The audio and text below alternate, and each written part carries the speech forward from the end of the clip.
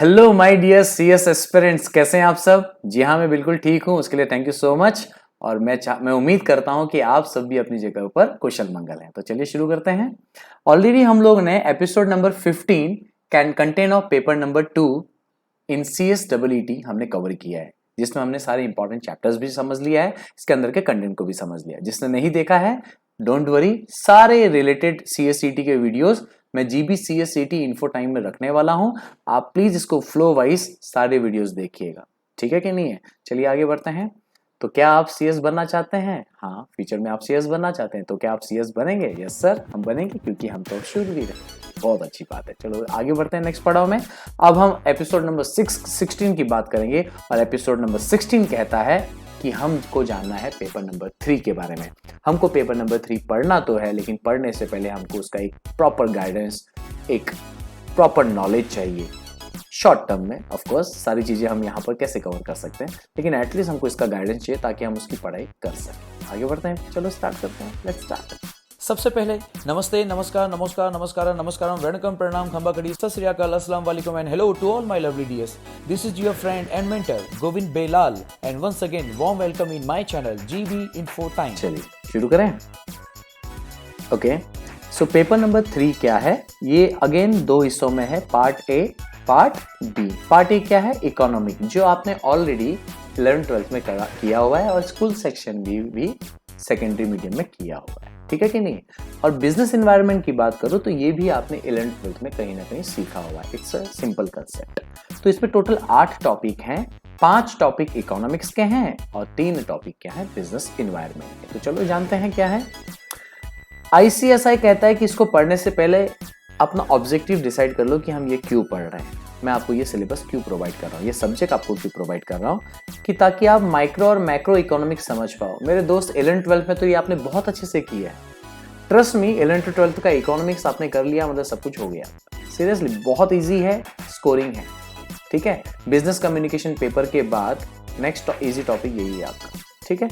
अच्छा चलो, उसके साथ साथ बोला है कि focus on Indian economy system, और हमें बिजनेस एनवायरनमेंट के बारे में कुछ जानकारी पता होनी चाहिए।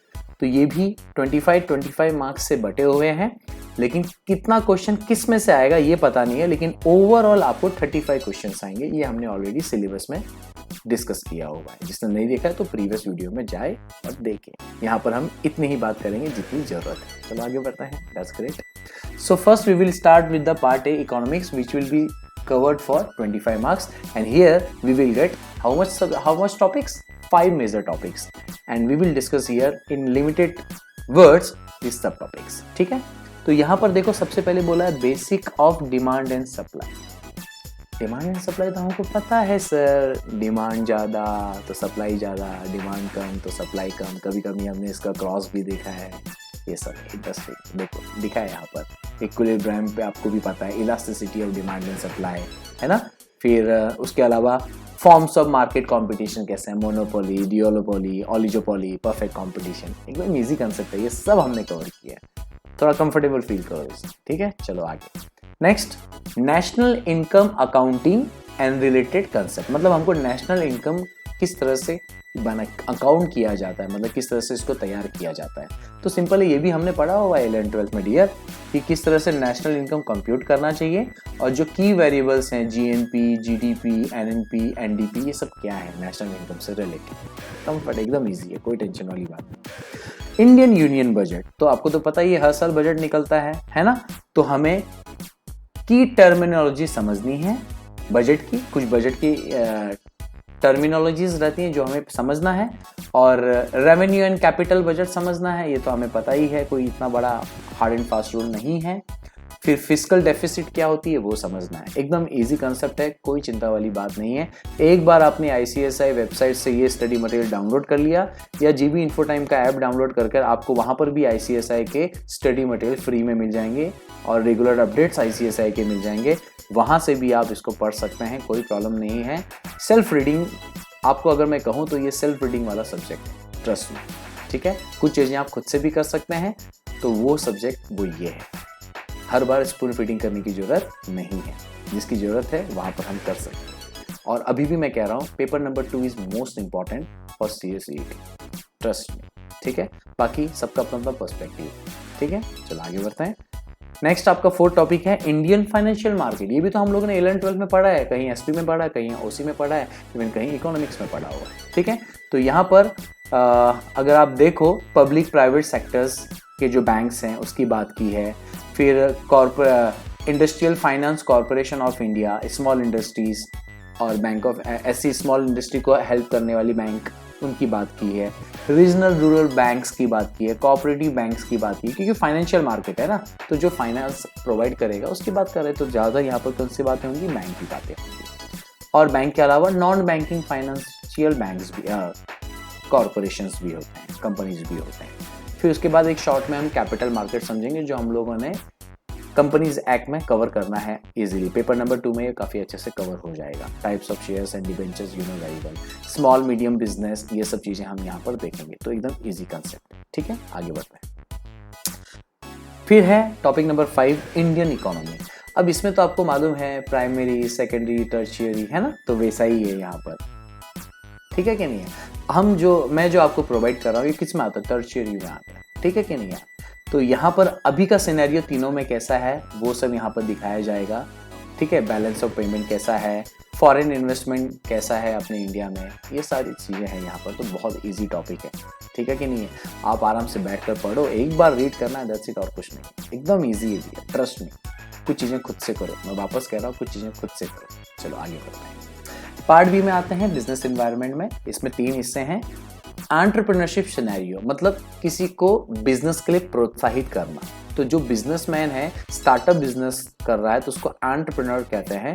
तो जो बिजनेस चला रहा है, एंटरप्रेन्योरशिप, समझ में आ रहा है, तो उसका कंसेप्ट, किस तरह से गवर्नमेंट बिजनेस को लॉन्च करने के लिए बढ़ावा देता है, वो सब यहाँ पर हम लोग कवर कर रहे हैं। एकदम इजी कंसेप्ट है। बिजनेस एनवायरनमेंट क्या होता है, बिजनेस के अंदर का एटमॉस्फेयर, बिजनेस के बाहर का एटमॉस्फेयर, कौन बिजनेस के अंदर होते हैं लोग, कौन बिजनेस के बाहर होते हैं लोग, इंटरनल एक्सटर्नल, और किस तरह से दोनों इंटरनल हो या एक्सटर्नल जो बिजनेस को इफेक्ट करते हैं, ये सब चीज़ें बहुत आसान है। ठीक है, तो ये सब चीज़ें हम यहाँ पर कवर करेंगे। की गवर्नमेंट इंस्टीट्यूशंस, ऐसे इंस्टीट्यूशंस जो गवर्नमेंट से जुड़े हुए हैं, बहुत इंपॉर्टेंट है। आरबीआई, एसबीआई, सीसीआई, है ना, तो उसके बारे में आपको शॉर्ट में यहाँ पर दिया गया है।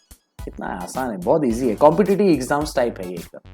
कॉम्पिटिटिव एग्जाम्स में छोटी छोटी चीज़ें पूछी जाती हैं, तो वैसा ही कुछ है। ठीक है कि नहीं, तो यहाँ पर कुछ एग्जाम्पल्स भी दिए हैं, उनके बारे में आपको समझना, दैट्स इट।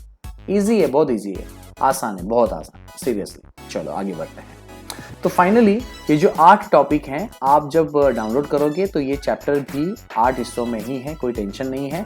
जो भी हमने नाम लिए वही सारे नाम। अब आपके लिए बहुत ज़्यादा प्रायोरिटी में कौन से सब टॉपिक्स रखने हैं वो मैं आपको बता देता हूँ। कुछ चैप्टर हैं जो प्रायोरिटी में रखने हैं, number 1, number 3, number 4 and number 8, total 8।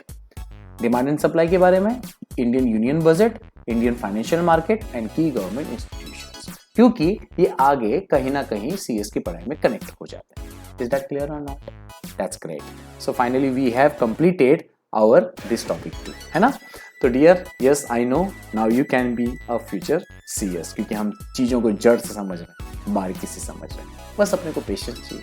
और इसी के साथ मैं अपने जीबी इन्फो टाइम के एजुकेशनल ऐप का अनाउंसमेंट कर रहा हूँ कि हम लोग यहाँ पर कंपनी सेक्रेटरी के कोर्स भी प्रोवाइड करेंगे, और यहाँ पर आपको iOS और एंड्रॉयड दोनों आपको कॉम्पेटिबल ऐप मिलेगा। आप दोनों में अपना जो भी आपके पास मोबाइल है आप उसमें डाउनलोड कर सकते हैं। एट प्रेजेंट हम लोगों ने यहाँ पर CECT के कोर्स से रिलेटेड पर्टिकुलर सब्जेक्ट अवेलेबल कराए हैं। आपको जो पसंद है उसको चूज कर सकते हैं। चीज़ें कुछ फ्री में अवेलेबल हैं, कुछ चीज़ें आपको पे करके आपको जो है यूज़ करना पड़ेगा। ऑफ कोर्स इतनी सारी मेहनत है तो उसके पीछे कॉस्टिंग लगती है, लेकिन आपके लिए रीजनेबल है, डोंट वरी। ठीक है, तो आपके लिए कंप्लीट प्लेटफॉर्म बनाने की पूरी कोशिश की जा रही है। तो यहाँ पर आप अपने जो CS से रिलेटेड चीज़ें हैं वो भी कवर कर सकते हो, और लाइफ से रिलेटेड चीज़ों को भी बूस्ट कर सकते हो। पॉइंट नंबर 4 आपके लिए बहुत अच्छी चीज़ है, जो मैं आपके लिए एडिशनली यहाँ पर लेकर आऊँगा। और भी बहुत सारी चीज़ें हैं जो धीरे धीरे आप ऐप से जुड़ेंगे तो आपको पता चल जाएगा। ठीक है, और किस तरह से इसको एंड्रॉयड और iOS में यूज़ करना है, कैसे स्टेप्स फॉलो करने हैं डाउनलोड और इंस्टॉल करने के लिए, वो यहाँ पर दिया है, एकदम ईजी है, आप देख सकते हैं, कोई प्रॉब्लम नहीं है। सो डियर, यहीं पर मैं बातें खत्म करता हूँ। हमेशा याद रखिएगा, एटीट्यूड मैटर्स बट पॉजिटिव। सो हौसले बुलंद रखो तो कामयाबी भी तुरंत मिलेगी। हौसले बुलंद नहीं तो कामयाबी तुरंत नहीं। ठीक है, तो अगली बार हम मिलेंगे अपने एपिसोड नंबर 17 में, जिसमें हम बात करेंगे, yes you know very well, अपना last topic paper number 4। Same thing here, we will discuss the content of paper number 4 and important chapters. Till then, thank you so much. Follow me on Facebook, Instagram, Twitter, YouTube, and don't forget to subscribe, like, comment, share. Thank you.